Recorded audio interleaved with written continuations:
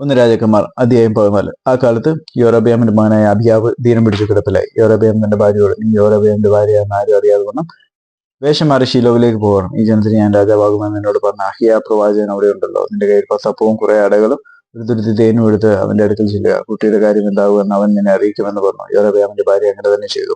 അവൾ പുറപ്പെട്ട് ശീലോവിൽ അഹിയാവിന്റെ വീട്ടിൽ ചെന്നു. എന്നാൽ അഹിയാവിന് വാർദ്ധക്യ നിമിത്തം കണ്ണ് ഭംഗിയിരുന്നതുകൊണ്ട് കാണാൻ വഹിയാതെയിരുന്നു. എന്നാൽ യഹോവ അഹിയാവോട്, യൊരോബെയാമിന്റെ ഭാര്യ തന്റെ മകനെ കുറിച്ച് നിന്നോട് ചോദിപ്പാൻ വരുന്നു. അവൻ ധീരമായി കിടക്കുന്നു.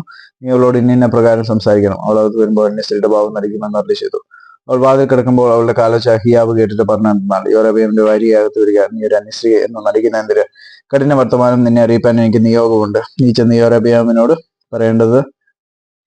പറയേണ്ടുന്നത് എന്തെന്നാൽ, ഇസ്രായേലിന്റെ ദൈവമായ യഹോവ പ്രകാരം അരുളി ചെയ്യുന്നു, ഞാൻ ജനത്തിന്റെ ഇടയിൽ നിന്ന് നിന്നെ ഉയർത്തി എന്റെ ജനമായ ഇസ്രായേലിനെ പ്രഭുവാക്കി. രാജ്യത്വം ദാവീദ് ഗൃഹത്തിൽ നിന്ന് കീറിയെടുത്ത് നിനക്ക് തന്നു. എങ്കിലും എന്റെ കൽപ്പനകളെ പ്രമാണിക്കും എനിക്ക് പ്രസാദമുള്ളത് മാത്രം ചെയ്യുവാൻ പൂർണ്ണ മനസ്സോടുകൂടെ എന്നെ അനുസരിക്കുകയും ചെയ്തു എന്റെ ദാസനായ ദാവീദിനെ പോലെ നീ ഇരിക്കാതെ നിനക്ക് മുമ്പുണ്ടായിരുന്ന എല്ലാവരെക്കാളും അധികം ദോഷം ചെയ്തു. എന്നെ കോപിപ്പിക്കേണ്ടതിന് ചെന്ന് നിനക്ക് എന്നെ ദൈവമാരെയും വിഗ്രഹങ്ങളും ഉണ്ടാക്കി എന്നെ നിന്റെ പുറകിൽ എറിഞ്ഞു കളഞ്ഞു. അതുകൊണ്ട് ഇതാ, ഞാൻ യൊരോബെയാമിന്റെ ഗൃഹത്തിന് അനർത്ഥം വരുത്തി. യൊരോബെയാമിനുള്ള സ്വതന്ത്രനും അസ്വതന്ത്രനുമായ പുരുഷത്തെ ജയിക്കുകയും ഇസ്രായേലിൽ നിന്ന് ഛേദിക്കുകയും കാഷ്ടം കോരിക്കളയുന്നത് പോലെ യൊരോബെയാമിന്റെ ഗൃഹം തീരെ മുടിഞ്ഞു പോകും വരെ അതിനെ കോരിക്കളയുകയും ചെയ്യും. യൊരോബെയാമിന്റെ സന്തതിയിൽ പട്ടണത്തിൽ വെച്ച് മരിക്കുന്നവനെ നായ്ക്കൾ തിന്നും, വയലിൽ വെച്ച് മരിക്കുന്നവനെ ആകാശത്തിലെ പക്ഷികൾ തിന്നും. യഹോവ അത് അരുളി ചെയ്തിരിക്കുന്നു. ആകയാൽ നീ എഴുന്നേറ്റ് വീട്ടിലേക്ക് പോക. നിന്റെ കാൽ പട്ടണത്തിനകത്ത് ചവിട്ടുമ്പോൾ കുട്ടി മരിച്ചു പോകും. ഇസ്രായേലൊക്കെ അവനെ കുറിച്ച് വിളിപ്പിച്ച് അവനെ അടക്കം ചെയ്യും. യൊരോബെയാമിന്റെ ഗൃഹത്തിൽ വെച്ച് അവനെ മാത്രം ഇസ്രായേലിന്റെ ദൈവമായ യഹോവയ്ക്ക് പ്രസാദമുള്ള കാര്യം അല്പം കാണുക.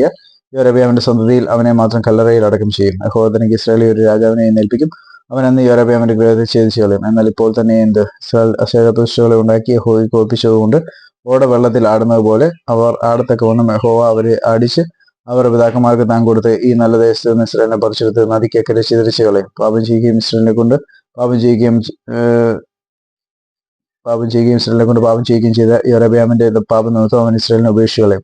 എന്നാൽ യൊരോബെയാമിന്റെ ഭാര്യ എഴുന്നേറ്റ് പുറപ്പെട്ട് തിർസായിൽ വന്നു. അവൾ അരമനയുടെ ഉമ്മരപ്പടി കിടക്കുമ്പോൾ കുട്ടി മരിച്ചു. യഹോവ തന്റെ ദാസനായ അഹിയ പ്രവാചകൻ മുഖാന്തരം അരുളി ചെയ്ത വചനപ്രകാരം അവർ അവനെ അടക്കം ചെയ്തു. ഇസ്രായേലൊക്കെ അവനെ കുറിച്ച് വിലാപം കഴിച്ചു. യൊരോബെയാം യുദ്ധം ചെയ്തതും രാജ്യം പോണതുമായ അവന്റെ മറ്റുള്ള വൃത്താന്തങ്ങൾ ഇസ്രായേൽ രാജാക്കന്മാരുടെ വൃത്താന്ത പുസ്തകത്തിൽ എഴുതിയിരിക്കുന്നുവല്ലോ.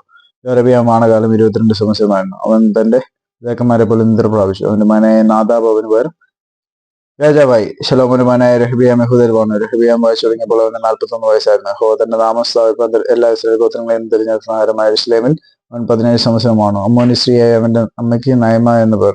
യഹൂദ യഹോവയ്ക്ക് അനുസരിച്ച് ചെയ്തു. അവർ ചെയ്ത പാപങ്ങൾ കൊണ്ട് അവർ പിതാക്കന്മാർ ചെയ്തതിനേക്കാൾ അധികം അവനെ കുന്തിപ്പിച്ചു. എങ്ങനെയെന്നാൽ അവർ ഉയർന്ന കുന്നിന്മേലൊക്കെയും പച്ചമരത്തിൻ കീഴിലൊക്കെയും പൂജാഗിരികളും സ്തംഭവിഗ്രഹങ്ങളും അശേര പ്രതിഷ്ഠകളും ഉണ്ടാക്കി. പുരുഷമായ ദിനക്കാരൻ ദേശത്തുണ്ടായിരുന്നു. യഹോവ ഇസ്രായേൽ മക്കളുടെ മുമ്പിൽ നിന്ന് നീക്കളഞ്ഞ ജാതികളുടെ സകലം വേശ്യകളും അവർ അനുകരിച്ചു. എന്നാൽ രെഹബെയാം രാജാവിന്റെ 5-ാം ആണ്ടിൽ മിസ്രയീം രാജാവായ ശീശക്ക് യെരൂശലേമിന്റെ നേരെ വന്നു.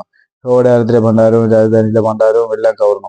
അവൻ ആ സകലം കവർന്നു. ശലോമോൻ ഉണ്ടാക്കിയ പൊൻപരിചകളും എടുത്തു കൊണ്ടുപോയി. ഇവയ്ക്ക് പകരം രെഹബെയാം രാജാവ് താമരം കൊണ്ട് പരിചകൾ ഉണ്ടാക്കി രാജധാനിയുടെ വാതിൽ കാക്കുന്ന അകമ്പടി നായകന്മാരുടെ കയ്യിൽ ഏൽപ്പിച്ചു. രാജാവ് യഹോവയുടെ ആലയത്തിൽ ചെല്ലുമ്പോൾ അകമ്പടികൾ അവയെ ധരിക്കുകയും പിന്നെ അകമ്പടികളുടെ അറയിൽ തിരികെ കൊണ്ടുചെന്ന് വെക്കുകയും ചെയ്യും.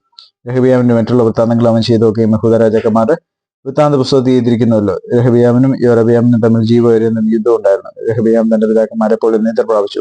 അവന്റെ പിതാക്കന്മാരോട് കൂടെ ദാവീദിന്റെ നഗരത്തിൽ അവനെ അടക്കം ചെയ്തു. അമ്മോന്യ സ്ത്രീയായ അവന്റെ അമ്മയ്ക്ക് നയമ എന്നു പേർ. അവന്റെ മകനായ അബിയാം അവന് പകരം രാജാവായി.